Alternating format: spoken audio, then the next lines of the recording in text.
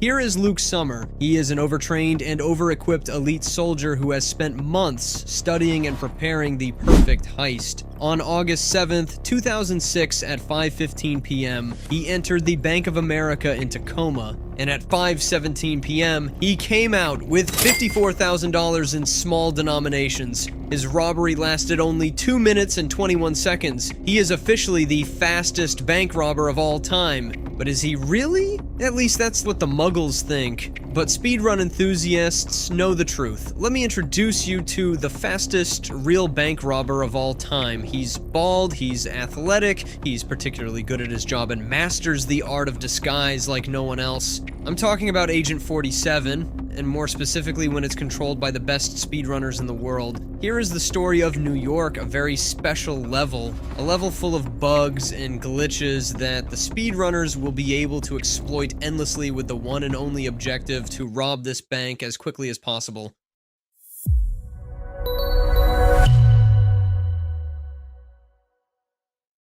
Mission name, Golden Handshake. Location, New York, Milton Fitzpatrick Bank. The objective, to eliminate Athena Savalas and commit the heist of the century. The team, Agent 47. The SASO conditions, silent assassin, suit only. No innocent victims will be tolerated. No witnesses, human or material, will be accepted. And no disguise will be allowed. Easy peasy lemon squeezy.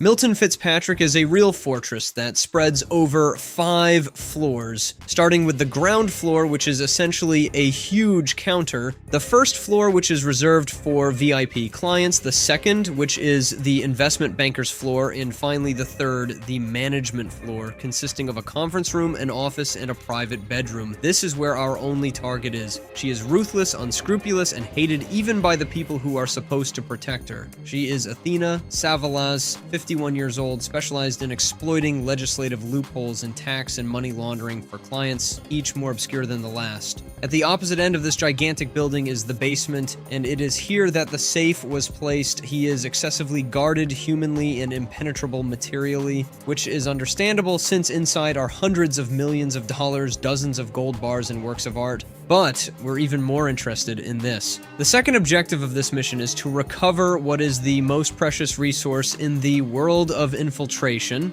data. In this case, the data of 3 members of Providence, the evil secret organization that serves as our antagonist throughout the game, and New York is one of the only levels of Hitman that offers us a choice. Whatever happens, you have to kill Athena and that doesn't move. But for the second objective, which is to recover this data, we can either steal the core data that is in the vault, or steal 3 small hard drives which are respectively on Athena herself, on the head of security Mateo Perez, who is walking between the basement and the first floor, and on Fabian Mann, the chief accountant who circulates between the banker's floor and that of the director. You know the who, the what, and the when. What you still have to discover is the how, and the how in New York is vast. You can decide to pretend to be a candidate for the position of banker, get fired because you like knitted sweaters a little too much, and take revenge with a clever little screwdriver in this clock. I'm sorry, sir. You can cause a crisis in the markets, poison air ducts with chloroform, you can spy through a suspicious hole, and then steal and leak secret documents. One can even become the real professor. But as far as SASO is concerned, it's a completely different ordeal. Because without disguising ourselves, there are already 4 of the 5 floors of the level that are formally forbidden to us. And without being detected, it's all the more complicated. Because here we are not talking about a jungle, a city, a mansion, or an island. We are talking about a bank. A bank with guards in every corridor and cameras in every corner. So the how of speedrunners is a whole other story. The plan is simple: kill Athena and recover the data, either in the safe or on Athena, Mateo, and Fabian, that's all. And inevitably, at the base, the majority of speedrunners thought that just the core of data plus Athena was necessarily faster than having to eliminate 3 targets and go to their bodies to recover the hard drives. Especially since technically what jumps out at you from the first seconds of this level, it's this clock. And it's especially the fact that this clock offers us a perfect angle to eliminate the lady with the sniper and be able to flee immediately. It must be said that the idea is rather good. From the first runs with this method, we arrive on a time that is already very impressive. 3 minutes and 31 seconds. But there's just one thing wrong with this route: the time it takes to break into the vault and steal the data. It's too long. Because no matter what happens, you have to go to the basement. You have to find a way to put the guards to sleep. You have to wait for the doors to open. You have to go get a suitcase to hide the data. We are talking about nearly 2 whole minutes to carry out the robbery, and it may not be the most optimal way to do this level. That's why speedrunners started looking into the other method, the one that consists of recovering the 3 small hard drives out of the 3 NPCs. But the problem with this one, it's him. It's that guard. In fact, we are in basic costume, so floors 1, 2, and 3 are formally forbidden to us, and they are rather well guarded by this gentleman who does his job rather well, except for one detail, a detail that speedrunners will not miss. Here it is.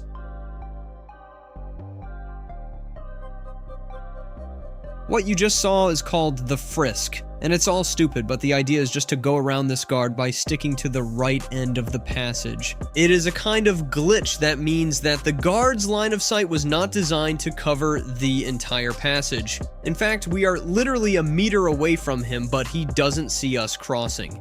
And that unlocks access to the other floors, and therefore the possibility of a whole new road.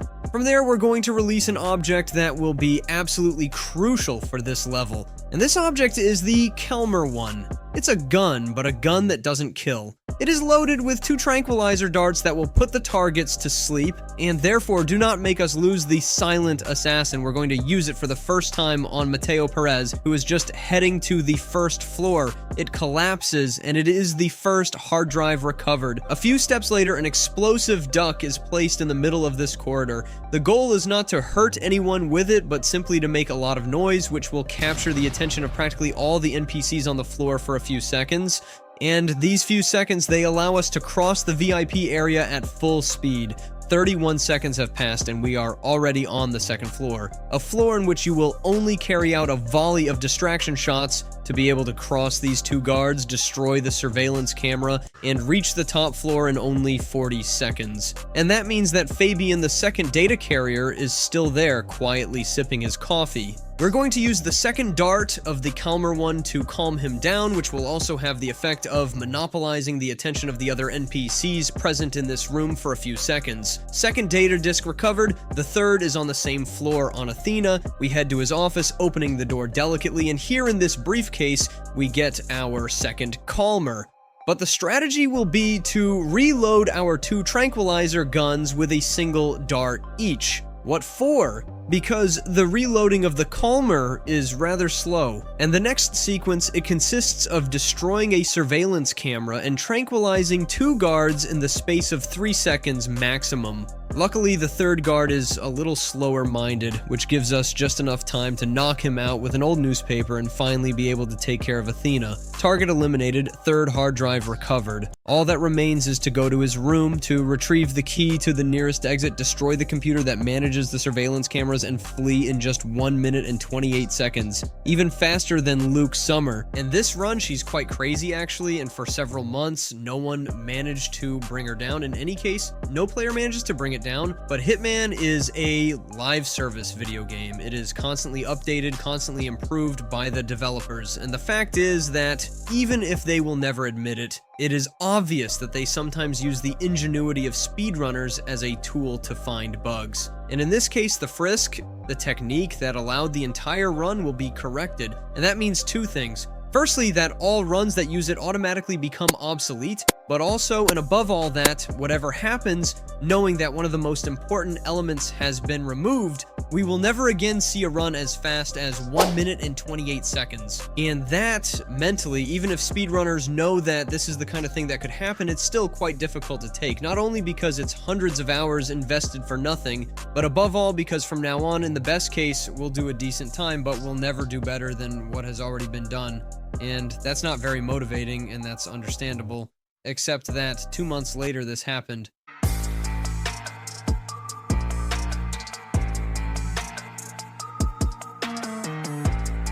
What you just saw is a speedrunner who just found out that, yes, the developers did indeed fix the guard's line of sight to cover the entire area, but it wasn't actually enlarged, it was shifted, which combined with another glitch that allows us to go through enemies, allows us to completely cross this guard. In reality, it's even faster than the original Frisk. So it's not that easy to do, but it's possible, and in the meantime, the speedrunners have gained in knowledge of the game and speed of execution. The rest of the run is exactly the same route, but in a perfectly executed version and combined with a recent discovery, a nice little final particle boost that saves you a few steps of the stairs, and therefore to achieve the heist of the century in just 1 minute and 25 seconds.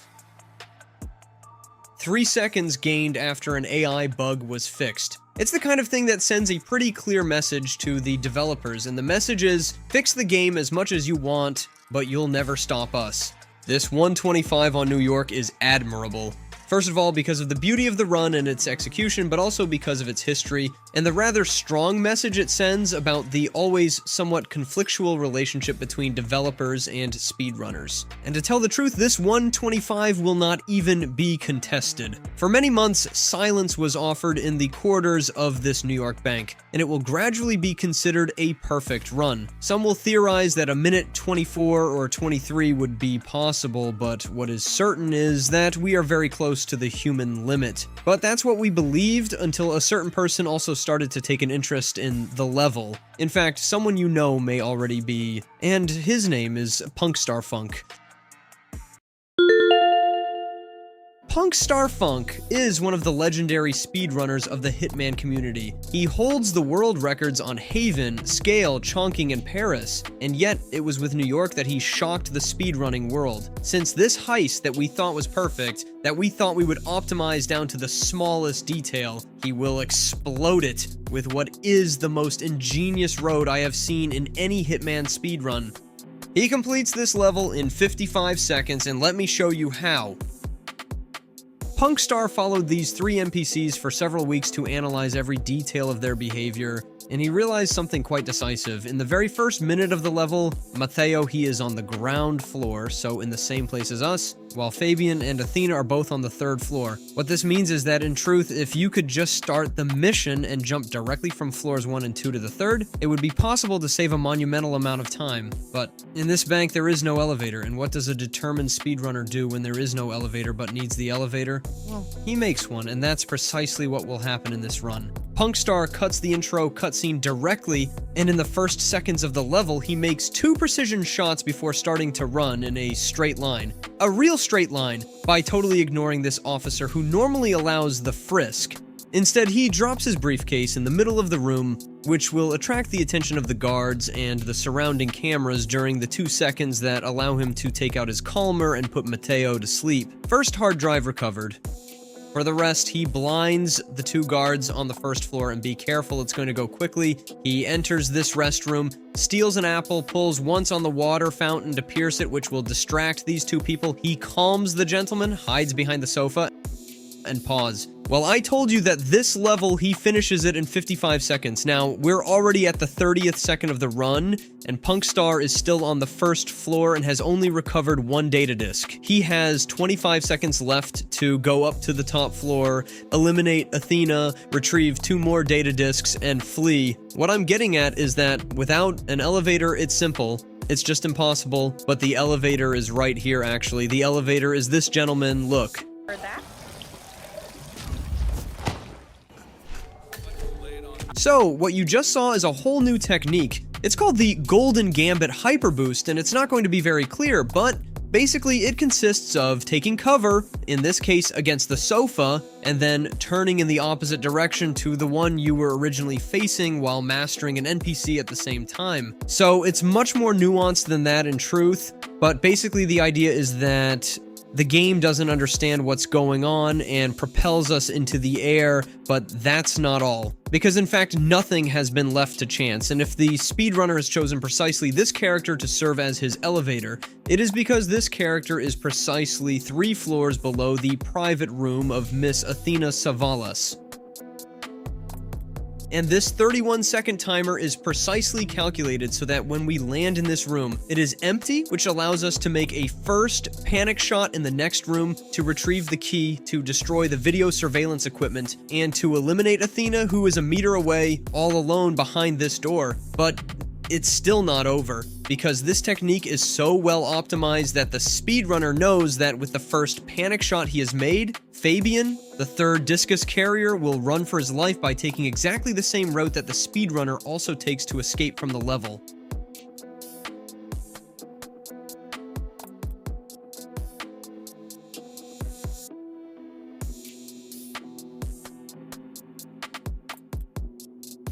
"55 seconds. And it's been 2 years since this world record was set. 2 years is a very long time in this community of madmen who usually never let a record stand for more than 2 to 3 months. But here, I honestly don't think that absolutely anyone will be able to rob this bank faster than Punkstarfunk. And you know what? Maybe I'm wrong. Even though I've seen this run dozens of times over and over again, I don't understand how a single second could be scratched on this level. But that's also exactly what everyone thought about the run at 1 minute 25. So maybe in a few days, a few weeks, a few months, or a few years, this bank will be robbed even faster, and I'll be the first to be amazed by it because that's where the beauty of speedrunning lies. But for the moment, no one is faster than this man when it comes to robbing this bank.